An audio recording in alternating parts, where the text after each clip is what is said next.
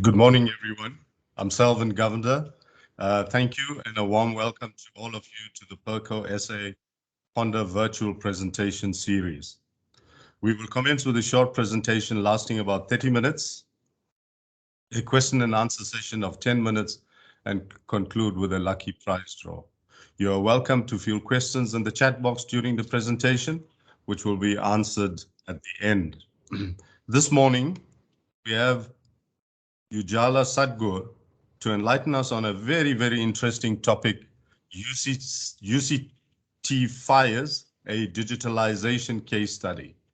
The story of how UCT and the Jagger Library responded and recovered from the Table Mountain fires earlier this year is fascinating. But more significant is how digitalization helped UCT survive the devastation and remote working under lockdown, and is key to delivering a positive return on investment. This is not just about digitizing books and documents, but rather adopting digitalization as part of a systems and business mindset. Digitalization is all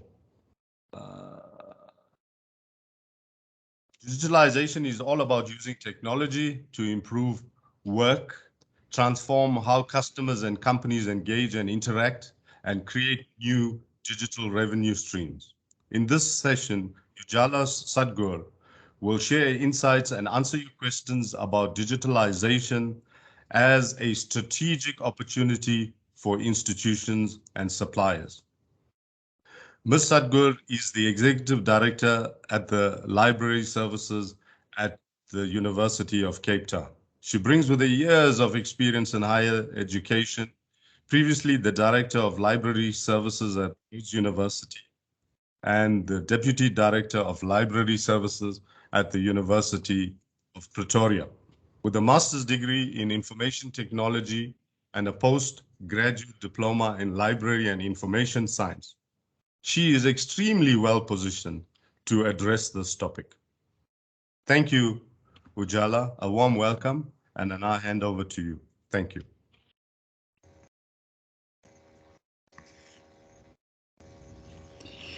Thank you, Selvin, and for those very generous words and warm words of welcome. I must admit that this is an opportunity for me to share my insights and my experience of what recently transpired. And so I don't know whether I will be deemed an expert, but it's an opportunity for us to have a conversation. My apologies. There we go. It's an opportunity for us to have a conversation on a very crucial subject, which was introduced actually in a presentation, in a Ponder presentation that was held on the 24th of June by Rob van den Weingart, and where he spoke about radical digital transformation. And I think this works very well where I can use our experience at UCT Libraries as a very, very substantive case study. And so I would like to actually issue a disclaimer at this stage that as an academic library, and rather as an academic library sector in South Africa, all academic libraries function on in a highly connected environment. UCT Libraries is not unique in that regard, and libraries around the world are functioning within a transformed digital environment. And so I'm merely going to talk about how we've adapted and how we are utilizing our tools, and particularly in times of crises, how being a digitalized environment actually works to our advantage. And so got it, all right, here we go. And so in talking about digitalization in an academic library, I thought it's important that we contextualize the world of academic libraries. I know when we speak about libraries, many people tend to glaze over and they all say, oh, I love books, but it goes beyond that. You know, we don't just stamp books and collect books, etc., but we work in a very, very sophisticated environment behind the scenes. And so it's all aimed towards effective service delivery, and particularly in meeting the strategic objectives of the university. So there's great alignment to the higher education priorities within this country. However, in understanding the context within which academic libraries function, we are working within a swiftly changing landscape. You all are aware of how higher education is changing and how competitive it's becoming. And there are two leading aspects to it. And one is the static or the shrinking budgets. We're seeing that it is not a sector that is financially stable. Increasingly, we're working on shrinking budgets. And the changing student profiles, demographics, and their needs, etc. The learning styles of young people today are equally interesting and challenging. Changing pedagogies, how do you adapt to a changing higher education landscape? And what are the expectations of both parents who invest in their child's education, a student coming to university, but also the expectations of academics and the university, and also in terms of government's expectations of universities towards contributing a knowledge economy. Within the institution itself, the context within which an academic library functions is highly competitive. We all are competing for a slice of the one pie. And so your positionality within an institution is very critical in terms of how do you engage with that pie. An academic library is not an income generating entity, but it is seen as a crucial institutional asset. And so it behoves us then as custodians of this asset to really be very clear about its value proposition to the academy, but also how do we demonstrate through our services, through our processes, through our investment in this particular entity. And so the return on investment is very, very crucial for us. How do we demonstrate it on an ongoing basis? What are our strategies? How do we review those strategies? How do we adapt to the emerging trends, etc.?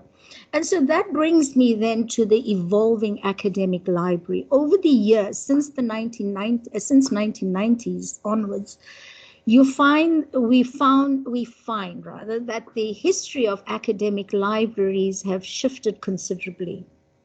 And you find that it started evolving into highly connected environments, the use of technologies, and very often people were threatened by technology as being this new monster that's going to reduce the footprint of labor, etc., in academic libraries. But you found that we move from manual analog processes to digital environments, and it required a shift in organizational structures, work processes. It refined work processes. It redefined many of our services, and also looked critically at the issue of staff development and staff skills and competencies as well.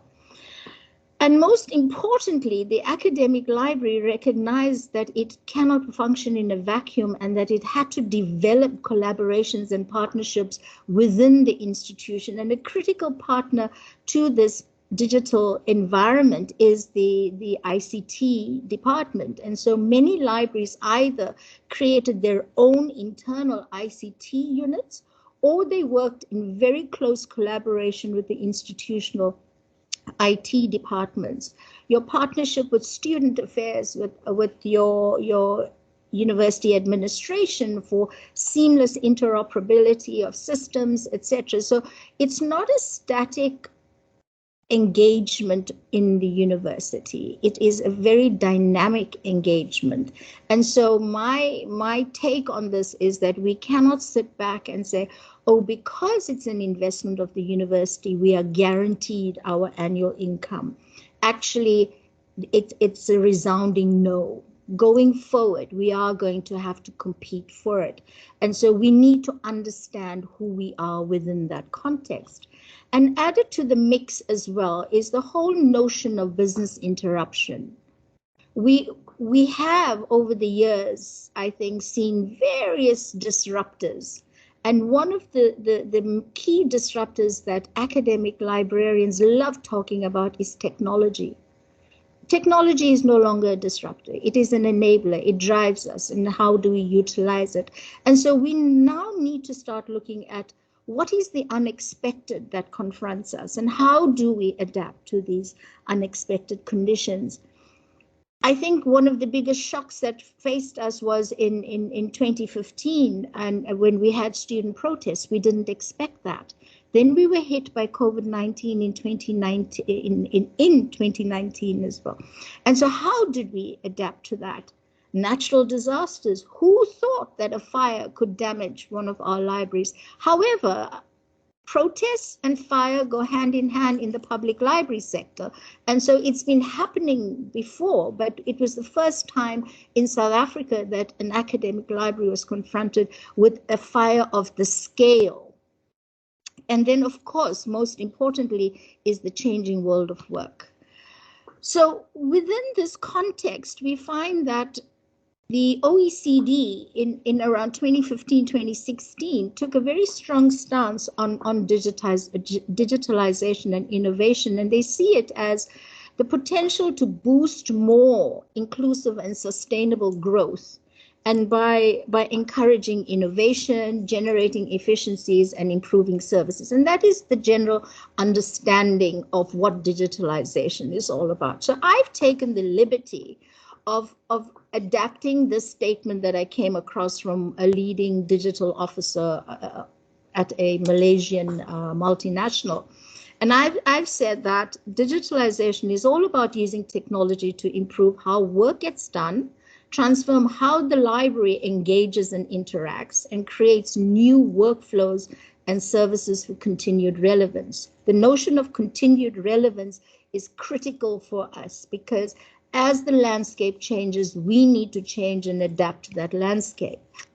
It is premised on streamlining organizational structures and redirecting staff to new ways of thinking, being, and doing.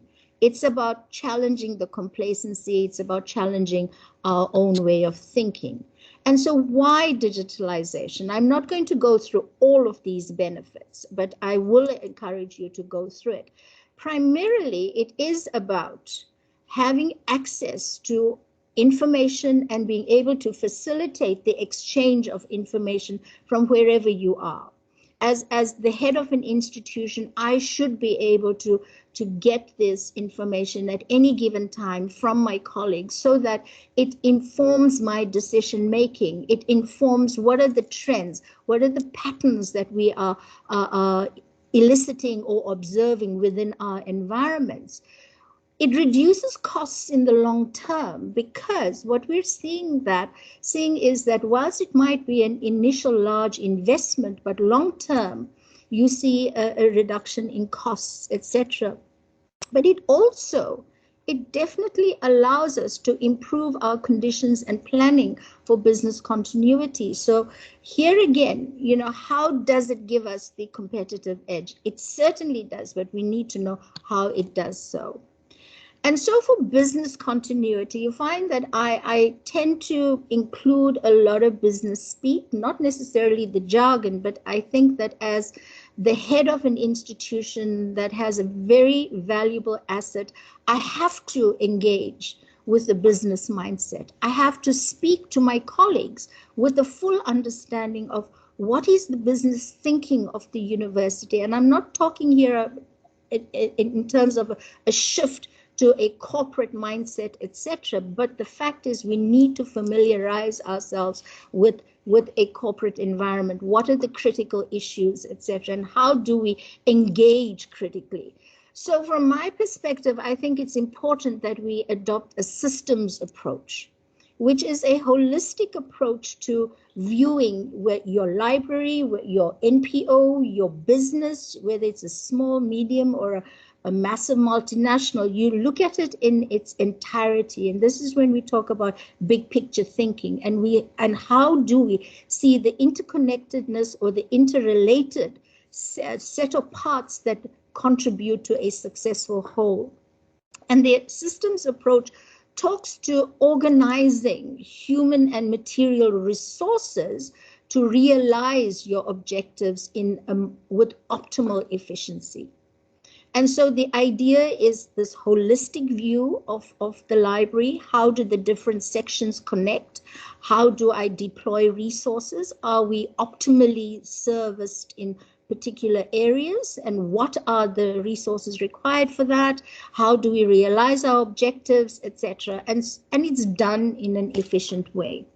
And so what are the expectations then of the different role players within this approach? Obviously, for executives and managers, you need to be doing the right thing, not doing things right, but you rather should be doing the right thing.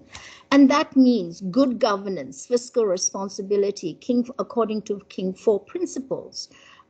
It's not about relegating that responsibility to others, but being on top of it and say, this is my section, how does it function? How does it fit into the whole? What is my budget, etc.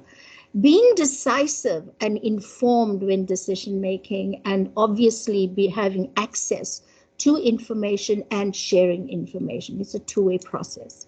The general staff, I encourage big picture thinking. Let's get out of our thinking, a rabbit warren thinking, that it's only my purview within my role and my section, etc. I need to see, how do I fit into this big picture? How do I impact this big picture? And what are the skills and competencies that we require as we adapt to changing environments? And so UCT Libraries Digitalisation Snapshot is presented before you, colleagues. It's from our integrated library management system to our open publishing, our digitization platforms, etc. Also our interoperability with systems on campus, and how do we optimize these to ensure that the service delivery and our processes, etc., allow us to function effectively as an organization. And so we come to business interruption 1, and this was from April 2020, last year, when we had to go into lockdown. And so since then, we've been riding the COVID wave. We were able to seamlessly migrate to a complete virtual library service within a week. And this was based on a full cognition of how we function. What is it we need to do? What are the resources? How do we reorganize ourselves as teams, etc., to ensure that we continue with our support for the academy? Now, many of you seated in the room today have been doing this. You have been doing this. And some of you may have struggled initially. Some of us may have said, okay, we've got plans in place, etc.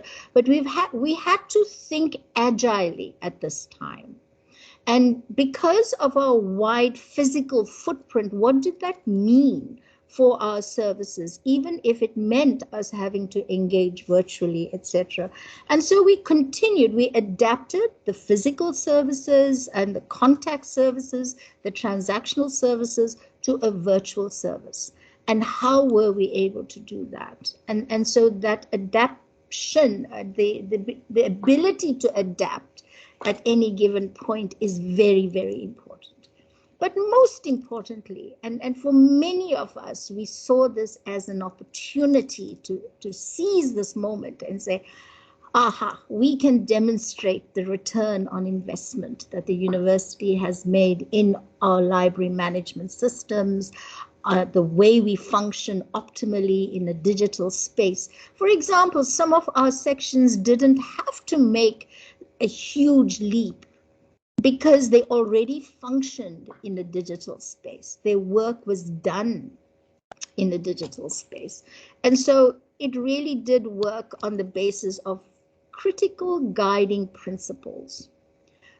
And I think it's important that every time we do choose to engage in a crisis situation or a new opportunity, what are the underpinning principles? So it gives clarity and it allows us to focus on those objectives to realize those critical goals, etc. So primarily for us, it was about the delivery of electronic information to users. And that meant at every level, for teaching, learning, for research, for general inquiries, etc. So how were we going to do that?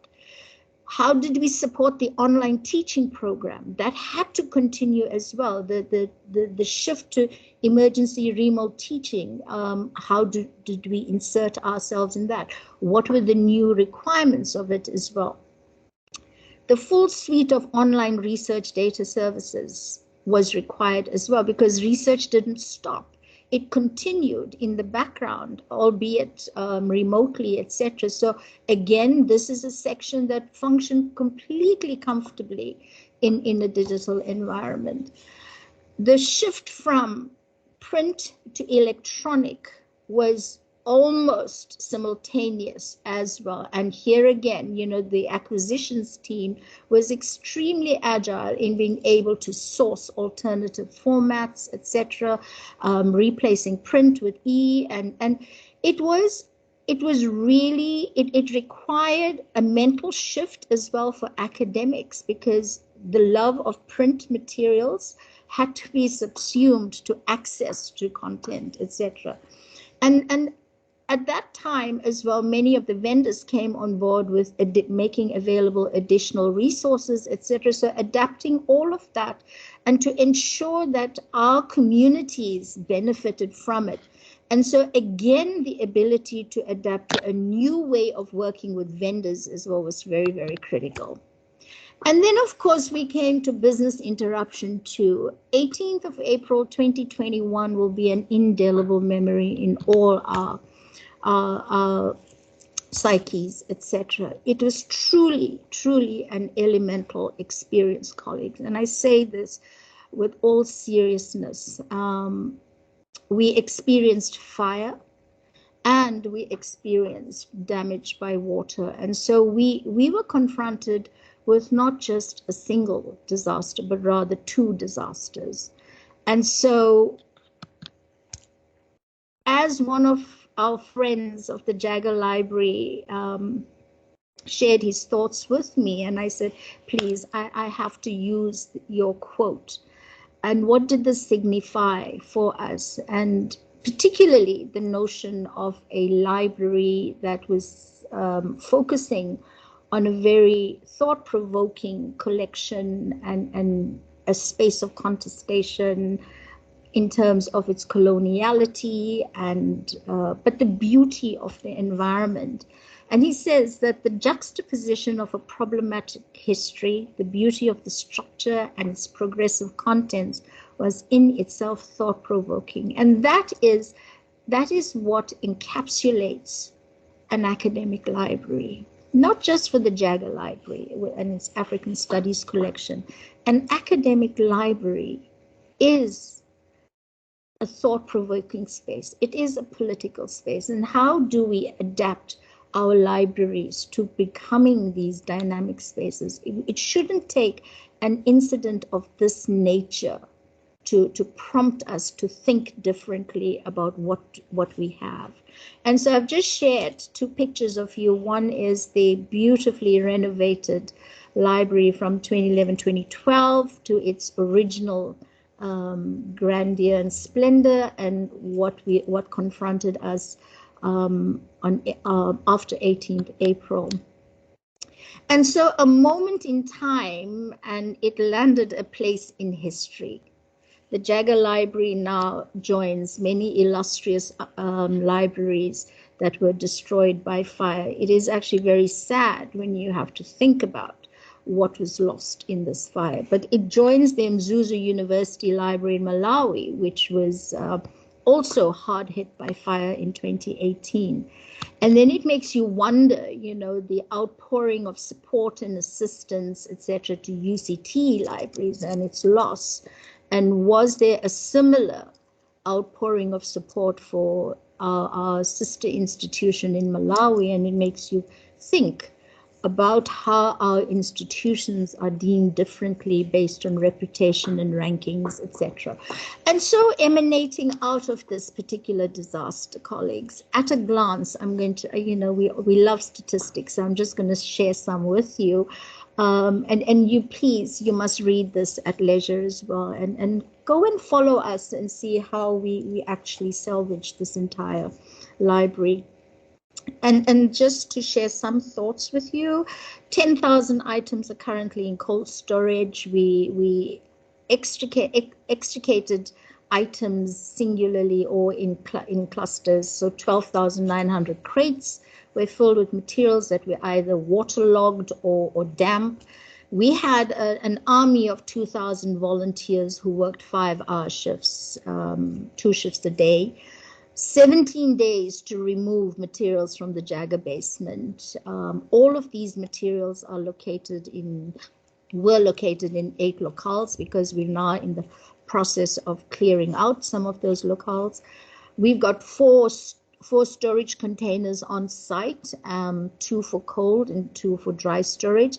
And most noteworthy was that aside from having approximately 200 people at any given point during those 17 days, we did not have any COVID positive cases, and that was quite a feat. And so how did we manage this? It was done very deliberately, I think, because people were interested, people wanted to know what we were doing. And so for visual impact, we used social media, we used our website, etc. And there was daily reporting. People were assigned to it who were familiar with using social media and writing content, etc., attributing responsibility and rights to photographs, etc. is very, very crucial. Our document management and administration, we used our Omeka S digital showcase platform, which we have named Ibali. And this was used very, very, how should I say, creatively and innovatively, because colleagues who work with it revisited some of its capabilities. And so we were able to put out calls for help. All the letters of support and assistance that I received as ED have now been filed on this platform for future reference, etc. We were able to, by assigning metadata, pull through the types of assistance that were offered, even writing messages of support to make a financial donation as well. So this became a portal for the Jagger Library recovery process, and it was a one-stop shop where people could go and view what was happening.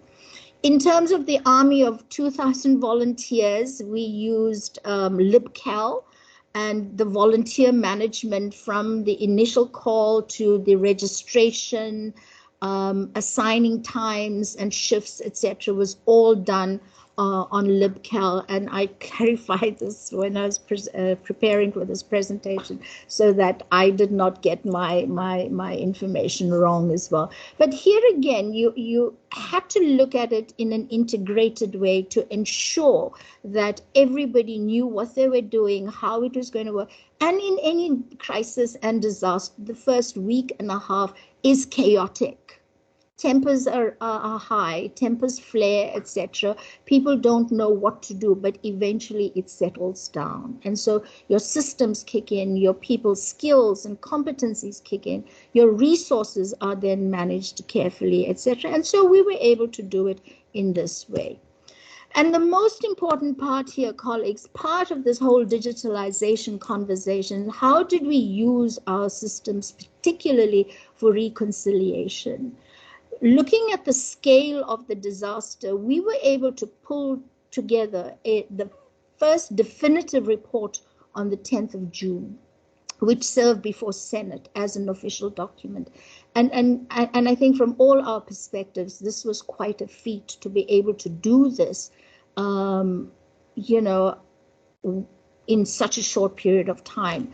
The insurance claim, the process of finalizing this insurance claim is extremely onerous and detailed, and the minutiae that is required, etc. So we've been using SAP. Our finances are all managed via the SAP system platform, and Elma to verify purchases, etc. In terms of the monograph collections, we can give you definite numbers in terms of what was saved, what was lost, etc. And that was by using the Elma analytics and looking at the records of acquisitions over the years, etc. Again, our African film and video collection, how can we definitively say what was lost, the titles, etc. Again, using our library management system, our web-embedded guides that have hyperlinks and the various lists in PDF formats, etc. These are all digital objects that reside on our web pages, etc.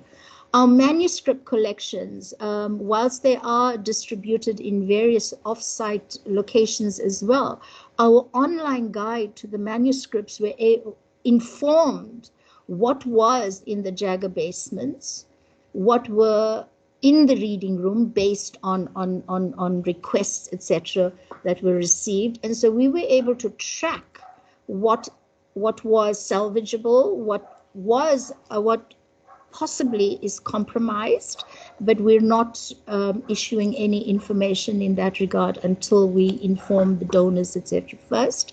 And then obviously the Atom platform that is structured for archival purposes, etc. It's designed, its architecture is for archival purposes. And so the archival hierarchy enables inventories to be drawn of the collection, etc. And part of the salvage, and remember we used 12,900 crates, each crate had to be labeled. So part of that salvage was record keeping. And that was the manual process. Each crate was labeled with the item based on its location on a shelf, and that now has been transcribed and is available on Google Drive. So as part of the salvage process, you can see how we optimized our systems so that it allowed us to retrieve information promptly and with minimal, how should I say, challenge, once all the emotions and all of the concerns settled, of course. So lessons learned during times of crisis, and how do you optimize your systems, etc. Leadership needs to be decisive and diffused, because this is the time when you need different people to come to the fore. Your managers, etc., need to display their knowledge. Individuals, not necessarily managers as well. It's diffused across. Leadership is diffused. So people emerge. Their innate qualities come to the fore and say, I'm prepared to lead, etc. Focus on the goal. Use project management principles, etc. Values. What are the values that imbue these times of crisis or processes or whatever it is? How do you deal with people's emotions? But most importantly as well, what's the professional skills and competencies that are available at that time? Who holds certain knowledge? How do you draw on that? How do you optimize on that? Please ignore the noise. Focus on the goal. Trust your people, trust your team, and know that you have full control of what needs to be done, and ask for help. And for the directors, for the managers, etc., of these very important assets, my advice to you is think like a CEO. Be proactive, be on the lookout, learn from mistakes. Be a good communicator, because that's what's going to allow you to engage in competitive spaces or contested spaces. Lead. You're not a manager, you're a leader. Take those calculated risks. You are responsible for these important valuable assets, etc. Show your agility, demonstrate that you know what you're doing and that you're able to respond and adapt as the conditions allow or require you to be. Going forward, colleagues, this is what we had. But when you look at it today, it's an opportunity for us to redefine, reimagine, repurpose, reinvigorate with oodles of resilience. That's all that I can say. You have to be resilient at any given time. You cannot say that I have things in hand, everything is great, because that's when you know something's going to hit you very hard. And so thank you very much for listening to me and just to share a little bit about what we're doing and how we have optimized in times of crises, etc. So thank you very much. Thank you, Jagger. Thank you so much. It's really an amazing feat, a real great achievement in such a short time, with such leadership and your entire library team and your 2,000 volunteers. I must say congratulations to your team to have really done this and responded to such a crisis in such a short time. Real woman power, I must say. Great leadership, really great leadership. And I see, and also colleagues, I think some key takeaways, some key words around big picture thinking, digitalization, systems approach, resilience, agility, I think salvage and reconciliation, leadership, I think all coming together to really respond with such tremendous effort, in salvaging all this valuable information and keeping the university operational. So Ujala, thank you so much. It's been really enlightening to understand the human effort behind such a great achievement. So thank you so much for that. Colleagues, if there's any questions or comments, we'll take them now. Good morning, Ujala. So thank you so much for that insightful presentation. A couple of questions that we have in the chat box. I will start with, I think this is the biggest question everyone has. What was the biggest challenge with the UCT fires? The biggest challenge, I think, obviously, the loss of very valuable collections, etc. And the issue is, how do you replace them? The fact that also the very critical research that was being done with primary materials, will we be able to get them back, or to be able to have access to them from other institutions? I think challenges are multifarious, and it depends on which aspect you're looking at. The challenges, rebuilding, assigning a value to the loss, etc.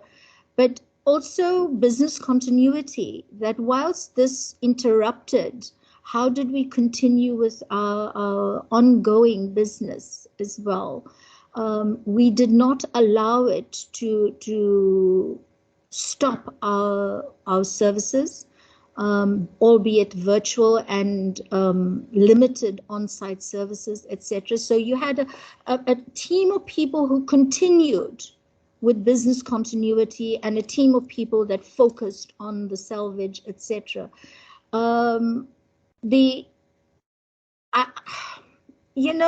It's about recovery after a disaster or a catastrophe of this nature. And so what are the challenges that go with it? And as you journey along, you then begin to recognize what are the requirements, how it has impacted, etc.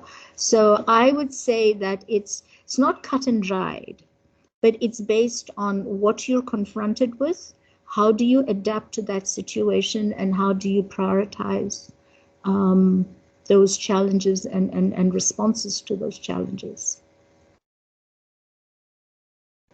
Okay, another question that we have here is, how did the UCT disaster management plan prepare your organization during this crisis? I can tell you that disaster management plans are there to serve as guides. And when you are confronted with a disaster of a scale that you do not anticipate, you use it as a guideline. You must use it as the guideline. I found what was also very important is to have a reference group of experts available to advise people who've had experience. You also have to be able to draw on the expertise and the special skills of the institution, people dotted around the institution, the different divisions. For us, it was working very closely with properties and services, looking at also what's available to you in terms of conservation, etc. So your emergency disaster plan, I would say, is crucial. You need to update it. Very often it's a plan that sits on somebody's shelf. It gathers dust, and only when you have a disaster, then you pull it out. I would say that academic libraries in South Africa, we need to look at it very, very differently. We can't take it for granted. Many of us hold special collections of varying values, etc. We need to critically review those plans and see how are we preparing ourselves for disasters such as this. There was minor disasters previously and institutions sprang back very quickly. However, the loss of content is something that we need to look at. How do we safeguard the materials in our responsibility, etc.? So I would say your disaster planning prepares you. It serves as guidelines, but when it happens, depending on the scale of the disaster, you must know who to call on. You must be prepared to draw in experts from other parts of the country or the world or your institution, wherever it may be. Ask for that help. Don't hesitate. And I think that's what worked for us, because behind the scenes, we had really excellent people advising and holding your hand, figuratively, but being supportive based on their experience as well. Okay, Ujala, thank you so much. So we are running out of time, and I see that most of the questions in the chat box are questions that you covered in your presentation, which will be made available for all our colleagues on our website, pokersa.co.za, later on today. So I will hand over to Selvin, our CEO, to conclude the lucky draw and close off the session.